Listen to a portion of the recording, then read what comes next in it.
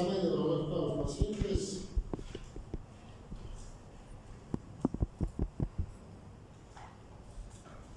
Tenemos que documentar todo lo que examinamos para la parte semiológica y todos los antecedentes que los encontramos en nuestro paciente.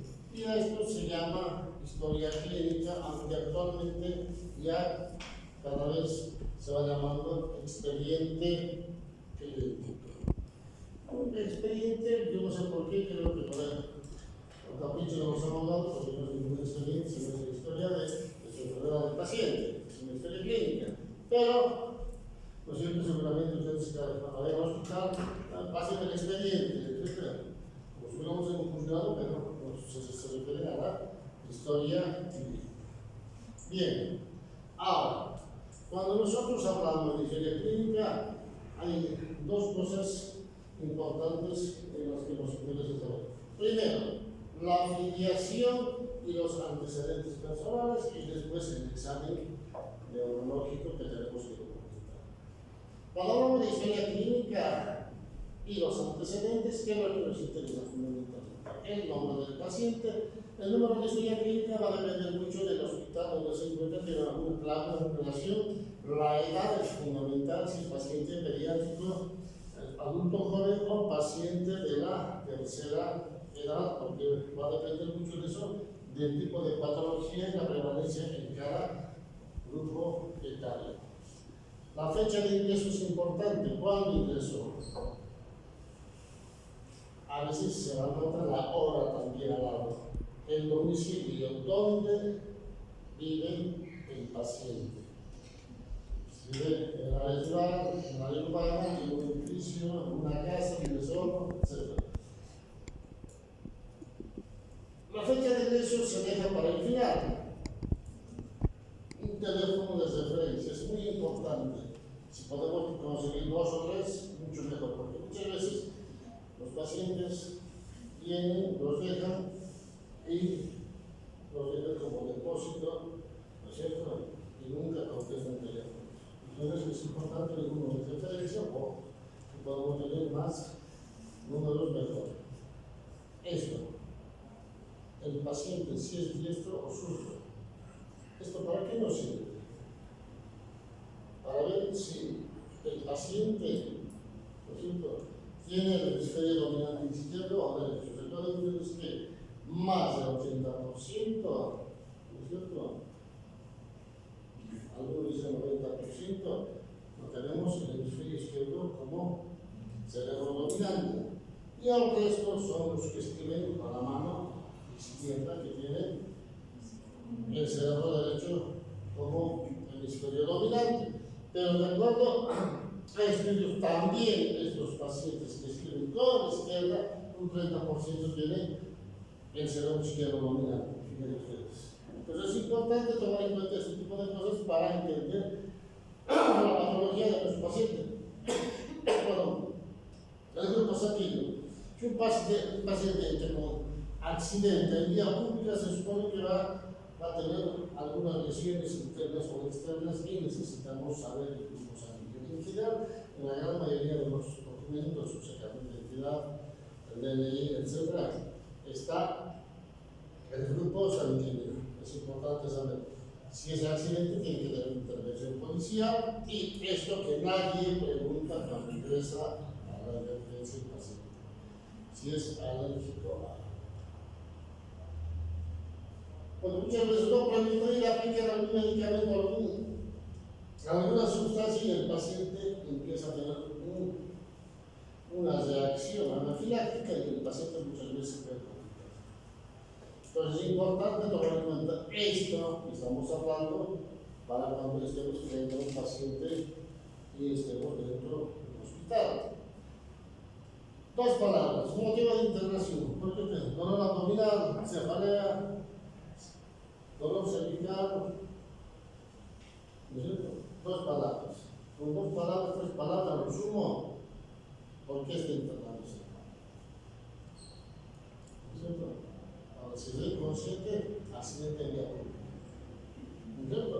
Entonces, si es una enfermedad actual, en pocas palabras, ¿no es cierto? Ahí diremos si es una a este paciente que traído en ambulancia de la policía, etc. Resulta encontrado en vía pública por accidente de tránsito. Paciente ingresa inconsciente o consciente. Luego venimos ya a los antecedentes personales. Nos interesa para que nos vayamos inclinando a algún tipo de enfermedad. Un cigarrillo, ¿fuma? Sí, ¿cuándo? No, fumo de cuando en cuando, ocasionalmente, bueno, entonces, cigarrillos ocasionales, no le va a afectar en nada. Dirán, bueno, sí, en algún cumpleaños, en una fiesta, fin de año, pero sí, bebe, sí, todos los fines de semana, probablemente sea paciente alcohólico o con tendencia alcohólica, ¿no es cierto? Drogas, ¿consumo drogas? No. ¿Qué paciente acepta que consuma drogas?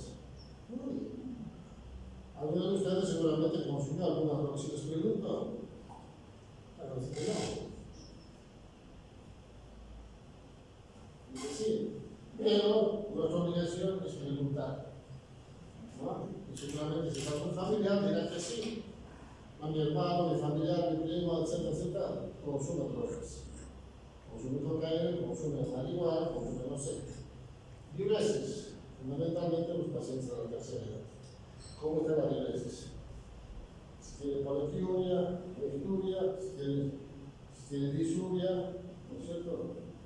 Incontinencia urinaria, catarsis, muchas veces, ¿no es cierto? Deposiciones líquidas constantes, frecuentes, si es paciente pediátrico, y si es adulto, ¿no es cierto? O persona adulta, estreñimiento. ¿Por qué? Porque no se mueve, no hace actividad física o simplemente tiene un lógico mega con un secundario A, un Chagas. ¿No es cierto? Pues fíjense ustedes que todo lo que aprendieron tienen que poner en práctica acá. Todo lo que avanzaron desde el primer día de clases en la universidad tienen que poner en práctica. Entonces, en otros, algunas cosas que a veces no preguntamos, el paciente o el familiar que informa, entonces se tiene que agregar como dato importante, ¿no es cierto? Entonces, antecedentes infectológicos, preguntar si enfermó de hepatitis, Chagas, TBC, HIV, ¿no es cierto? Hepatitis en general en los pacientes pediátricos, ¿no es cierto? Tuberculosis en las áreas fundamentalmente rurales, Chagas también en la área rural, los llamados predominantes de Chagas, VIH, ¿no es cierto? Eso fundamentalmente en la área urbana, ¿no es cierto? Que los pacientes no saben que tienen VIH, algunos sí lo saben, pero a veces no lo comentan. Entonces es importante, antes no se hacía eso, ahora es obligatorio preguntar el VIH, hepatitis B, hepatitis C. El problema metabólico, ¿qué es lo que nos interesa saber? Si el paciente es diabético, si tiene gota, si es obesidad, obviamente si tiene obesidad, si tiene sobrepeso, con seguridad este paciente va a tener tendencia a la diabetes, a la hipertensión arterial, ¿no es cierto? Entonces, se tiene que preguntar si tiene este tipo de patología, fundamentalmente cuando son, ¿no es cierto?, obesos. En la parte respiratoria es tos, expectoración, disnea, hemoptisis, neumonía, asma, otros. Estos los pacientes fundamentalmente que trabajan en las áreas de extracción minera. Estos pacientes con seguridad van a tener problemas de tos, expectoración, porque van aspirando constantemente micropartículas del mineral. A veces tienen disnea, ¿por qué? Porque ya tienen un problema pulmonar, la famosa fibrosis pulmonar, la psicosis, la psicotuberculosis, ¿no es cierto? Y el paciente seguramente en algún momento puede o tuvo hemoptisis, ¿no es cierto? Entonces, cuando nosotros nos dice esto, no tenemos que pensar que el paciente tiene alguna patología seria en el pulmón. Las famosas neumonías en las épocas de invierno, aquellos que sufren neumonías a repetición. son aquellas personas que viven en las áreas más que todo de bastante humedad, ¿no es cierto? O cerca al nivel del mar. Entonces es importante saber todas estas cosas para orientarnos de qué es lo que puede pasar con nuestro paciente. La parte cardiovascular, la hipertensión arterial, presión alta. ¿No tiene presión alta? No, no tengo presión alta. ¿Que toma algún medicamento? Sí, tomo losartán. ¿Y losartán qué es? Es un antihipertensivo. Entonces este paciente sí es hipertenso. Pero dice que no, porque su presión está controlada porque toma un medicamento. Entonces es importante averiguar ese tipo de cosas. Tiene andor. ¿El andor qué es el andor? Ya llevan cardiología, ¿no es cierto? ¿Llevaron o no llevaron? ¿Sí? Entonces ya saben qué es. Semiología también, fisiología. ¿Qué es el andor? Se supone que aprobaron la materia. Y se supone que aprobaron con 90, la mayoría. Pues son excelentes. Ninguno aprobó con 51, creo. ¿Qué es el andor?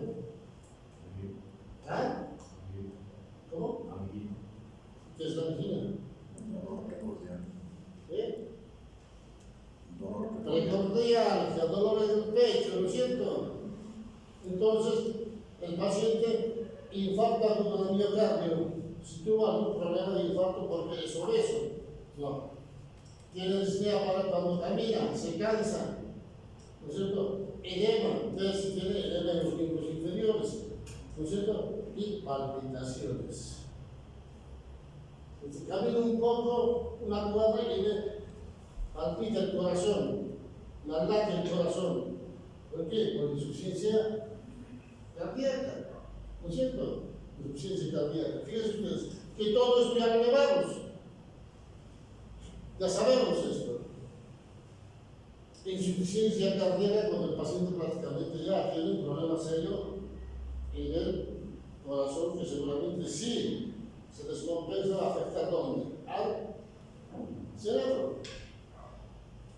En la parte digestiva, pirosis, ¿qué es la pirosis? Las famosas vinagreras, ¿no es cierto? Las famosas vinagreras. Dice el paciente, no, dice el paciente, yo tengo pirosis, no, yo tengo vinagreras. Entonces ya sabemos, úlceras, en general cuando tienen sangrado, las famosas gastritis. Muchos pacientes dicen, doctor, tengo gastritis, ¿desde cuándo? Desde hace 2 años. Y por ahí en algún momento tuvo algún problema de acidez, alguna cosa, y el médico le dijo, usted tiene gastritis. Y de eso se metió la cabeza y tiene gastritis. Probablemente no. Hay que investigar si realmente eso no es una gastritis. La constipación, el reflujo, melenas y hematomesis. Pensando en lo que llamamos en gastroenterología, lo que llaman hemorragia digestiva alta o hemorragia digestiva baja, ¿no es cierto? Entonces uno tiene que pensar, si tiene hemorragia digestiva alta, ¿en qué pensaremos?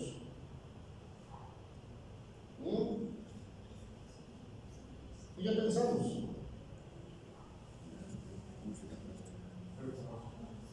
En una úlcera gástrica o unas varices esofágicas, ¿no es cierto?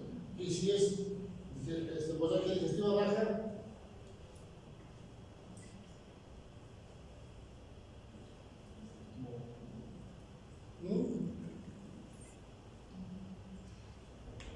no pensamos en nada, lo dejamos así, pasa el largo. ¿Ah? ¿Qué pensamos? Si es pediátrico, un pólipo intestinal. Si es adulto, ¿un qué? Puede tener qué cosa. Una hemorroides o un úlcera de colon. ¿No es cierto? Eso ya lo llamaron. Entonces tienen que saber más que eso. Entonces fíjense ustedes que todo esto ya nos va orientando a algo. No lo hacemos porque nos interesa hacer y llenar papelito nada más. No nos tienen que interesar los datos, ¿no es cierto?, que nos van a llegar a un diagnóstico. La parte neurológica de la cistitis, generalmente la cistitis es más frecuente en el sector femenino, ¿no es cierto? ¿Por qué más frecuente en el sector femenino? ¿Ah? ¿Por qué? ¿Por qué? Sí, porque es corta la oreja de su compañero. Las famosas uretritis, ¿no es cierto? Inflamación o infección a repetición, nicturia. Nicturia fundamentalmente se presenta en los varones, ¿no es cierto? La polatiuria en las disurias cuando tienen infección. Acá dice ira, ¿no es cierto? Esas son insuficiencias renal aguda, insuficiencias renal crónica. Actualmente se llama enfermedad renal crónica, enfermedad renal aguda. La parte neurológica pregunta si el paciente tuvo alguna vez convulsión o proceso epiléptico, ¿no es cierto? Muchas veces el paciente tiene fiebre de 40, 41, 42 grados y empieza a tener convulsiones, ¿no es cierto? Y si es adulto, si tuvo un accidente cerebrovascular previo o si el paciente sufre de cefalea, las famosas jaquecas, ¿no es cierto? Eso se ve más frecuentemente en las mujeres que en los varones. Cuando no quieren hacer algo, no quieren salir, no quieren algo, hay me duele mi cabeza. Ahí tengo cefalea. Hay que decir si no tengo cefalea. ¿No es cierto?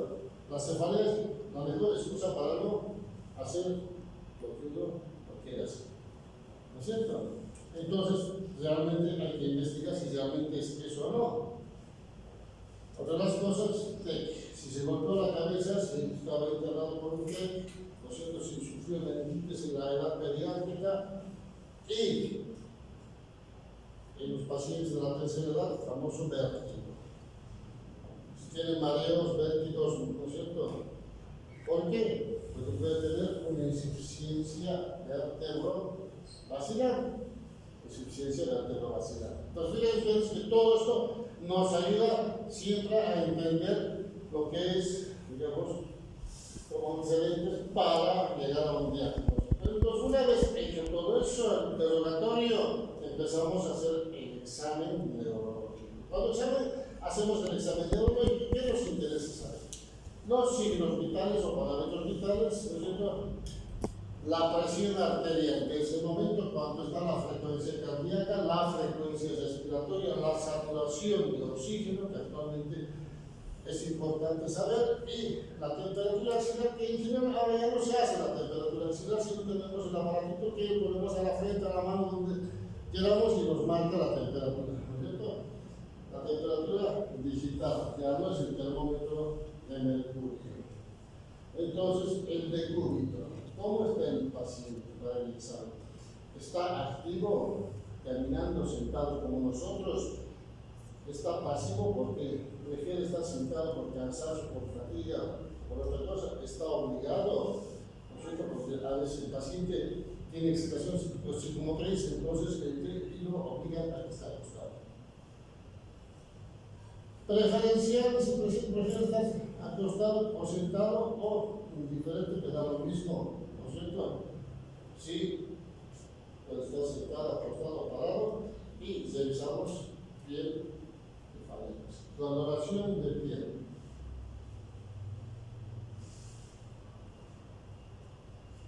Cuando examinamos la piel, ¿qué es lo que notamos? ¿Cuántos tipos de piel conocemos? El color de piel. ¿Cuántos?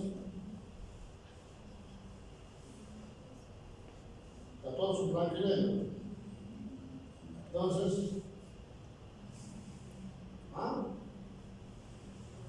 semiología. ¿Cuántos? Entonces llevamos semiología. Entonces, ¿cuántos? ¿Cuántos tipos de color de piel? ¿Cómo? La piel normal, que es amarilla, que es como te dice, negra. Nada. La ictericia, la pálida, Señorita, ¿cuáles son?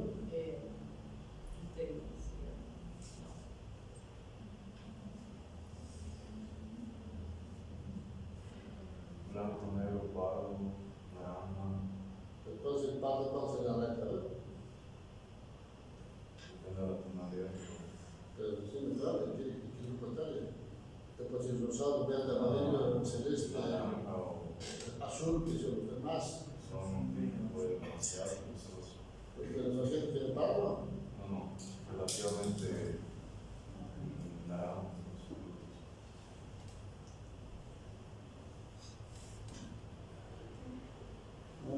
Blanco, negro y moreno. Blanco, negro, azul, amarillo.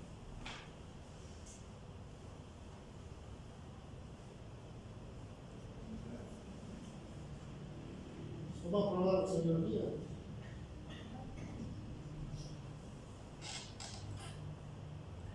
¿Qué color tiene el que quiere? ¿Eh?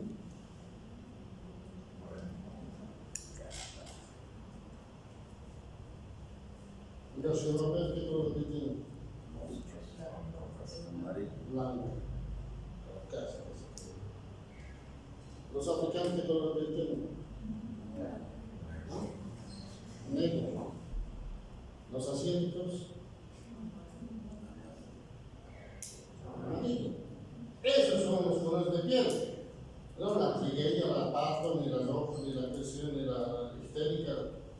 Eso es patología.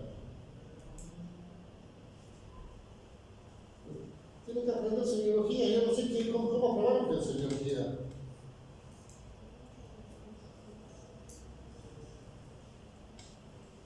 Más vale que vayan recordando todo, porque si no, no les va a ir muy bien, ¿ah? Así nomás se lo digo. Bien, entonces seguimos. Trofismo. Cuando hablamos de trofismo es el tono muscular. Cuando hablamos de tono muscular, siempre tiene que ser comparativo izquierda-derecha. El tono es el tono muscular del movimiento del tono. Muchas veces el paciente, digamos, tiene, no sé, un problema de fractura y le ponen 2 veces de yeso y se lo saca y tiene menos fuerza, menos tono. En el brazo que comparamos, tiene menos tono y menos masa muscular en un lado que en el otro. Entonces es importante averiguar ese tipo de cosas y comparar la distribución pilosa. La distribución pilosa en general se refiere a qué? A la distribución pilosa en los varones y en las mujeres. ¿No es cierto? Si hablamos de las mujeres, es una distribución pilosa feminoide, ¿no es cierto? El vello pubiano es triangular, tiene menos pelos en las axilas, no tiene barba, el varón tiene barba, en algunos son pelados, son calvos, ¿no es cierto? Tienen pelos en el pecho, ¿no es cierto? Pelos en los miembros inferiores, entonces es totalmente diferente. Entonces, eso nos interesa saber. Las uñas. Cuando hablamos de semiología, vemos las uñas. ¿Qué nos interesa ver las uñas?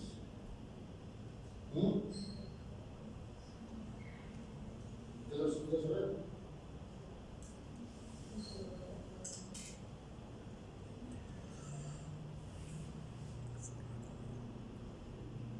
Cuando nosotros hablamos de los empalillos del trampado, ¿cómo son las uñas? ¿En qué patología se presenta? ¿No? ¿En qué?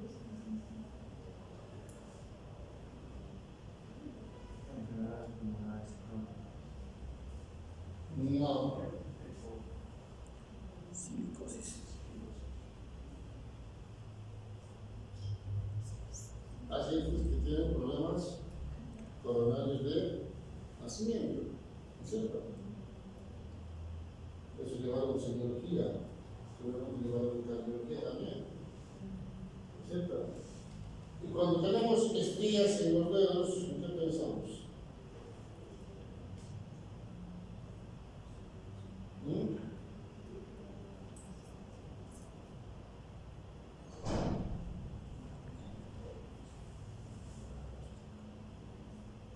pensamos. Eso es semiología.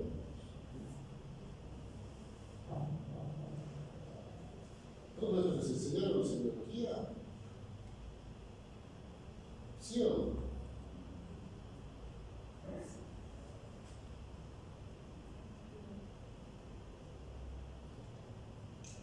Porque todo estamos hablando de semiología. Cuando nosotros vemos que tenemos estrías en las uñas, fíjense las si tienen estrías. Si alguno tiene estrías es porque tuvo alguna desnutrición en la infancia. Cuando hay desnutrición se repercute en qué? En el cerebro. Entonces, fíjense ustedes, solamente con ver algunas cosas ya nos orienta de cómo puede estar nuestro paciente. Es importante saber y recordar la semiología.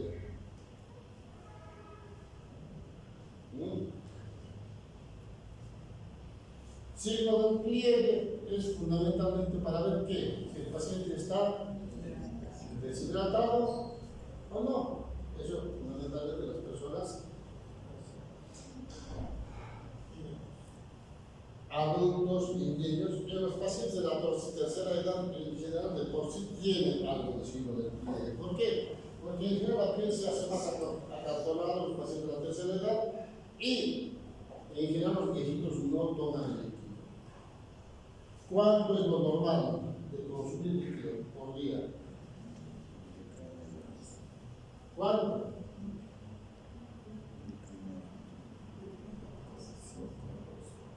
5 litros.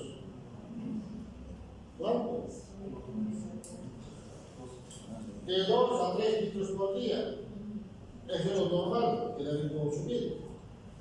Entonces no se dan cuenta, más o menos consumen esa cantidad.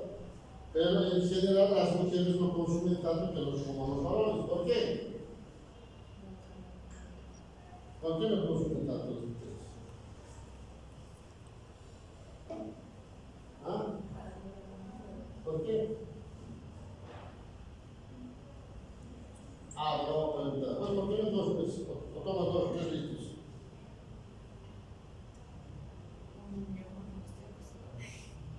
Por no ir al baño cada rato. ¿Cómo? Por no ir al baño cada rato. Es fundamental, por el tema de, digamos, no hay un lugar a veces donde puedan, digamos, hacer sus necesidades las mujeres. Pero el varón va a cualquier esquina, a cualquier lado, sienta en la calle, hace sus necesidades, va y orina por cualquier lado, ¿cierto? Esa es la diferencia. Pero entonces, por eso, es importante tomar en cuenta todas estas cosas. ¿No? Es importante tomar en cuenta todas estas cosas. Tejido celular subcutáneo. Perdón.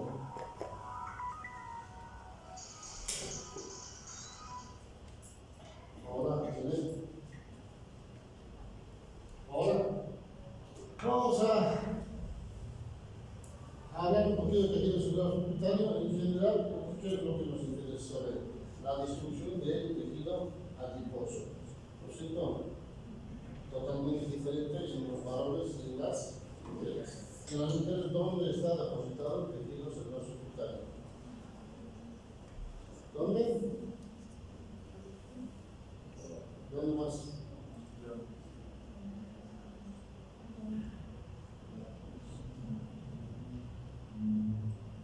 Compañía dice los glúteos. ¿Dónde más?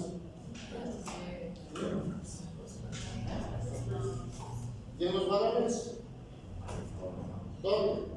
En el abdomen, felices con la panza grande, ¿no es cierto? Bueno, por eso que van al gimnasio para no tener la panza y hacen todo lo posible para tener, y las mujeres todo lo posible para tener bastantes glúteos, ¿no es cierto? Bueno, el sistema linfático ganglionar. Para hablar del sistema linfático ganglionar tenemos que revisar los ganglios. ¿Dónde se examinan los ganglios? ¿Ah?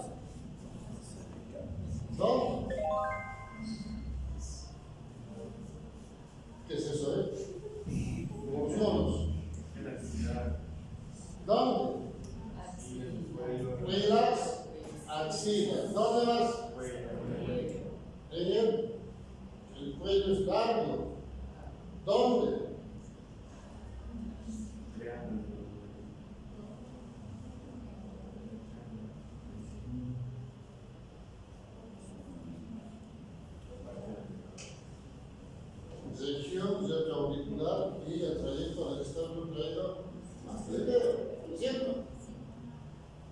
¿Qué dónde más? ¿Dónde? La región inguinal. Entonces, todo eso tenemos que examinar y quedamos ahí. Cabeza, continuamos la próxima clase. ¿Alguna pregunta, joven?